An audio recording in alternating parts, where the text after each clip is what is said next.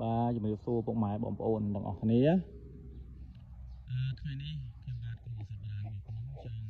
ចែករំលែកនៅរុក្ខជាតិអសត្វយ៉ាងដែលអាចព្យាបាលបងប្អូនអ្នកស្លាប់មួយចំនួនខ្លួនណាបាទហើយបទពិសោធន៍គឺខ្ញុំជាគ្រូសប្តាហ៍គឺផ្សំចែកជូនបងប្អូនអ្នកស្លាប់មួយចំនួនខ្លួនឃើញថាបានប្រសិទ្ធភាពខ្ពស់មែនទែនតែម្ដងណាបាទ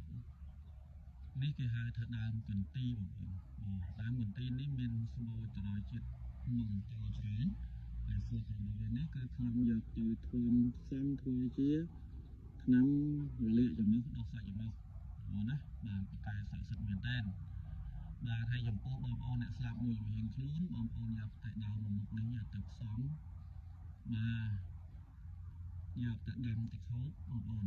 ប៉ុន្តែហូបដំបងចំពោះបងប្អូនអ្នកមានសរសៃស្វិតអីហ្នឹងគឺហូបទៅគឺយំហើយណាបាទទ្រាំសំខាន់មិនបានតែម្ដងមួយអ្នកចេះទ្រាំបានមួយអ្នកចេះមិនចេះទ្រាំគឺឈប់ផឹកតែម្ដងប៉ុន្តែតាមបទពិសោធន៍ដែលខ្ញុំឆ្លងបាននេះដំណើរបងប្អូនបន្ទាប់ពីជប់ចាប់ហើយ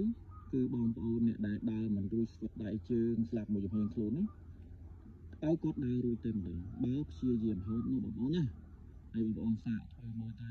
បាទគឺទទួលលទ្ធផលជាជាមិនខានហើយចំពោះបរិស័ទខ្ញុំក៏យកទៅធ្វើជាថ្នាំទឹកនំប្រៃបានដែររុក្ខជាតិនេះត្រូវច្រើនយ៉ាងតែម្ដងហើយបងប្អូនមើលផ្ការបស់ដើមនេះគឺពណ៌រស្វាយបន្តិចបងប្អូនណាបាទហើយឃ្មុំមកតុំឡើងហ្នឹងហើយខ្ញុំបងខ្ញុំយកឃ្មុំបងទឹកឃ្មុំគឺល្វីងដោយសារឃ្មុំមកមើលផ្កាហ្នឹងគឺល្វីងហ្នឹងបងបាទទឹកឃ្មុំគឺល្វីងណាវិញហើយវាមានរសជាតិហឹរដូចដើមហ្នឹងចឹងនេះឲ្យបងប្អូនចំណាំពីដើមកន្ទីហ្នឹងបងណា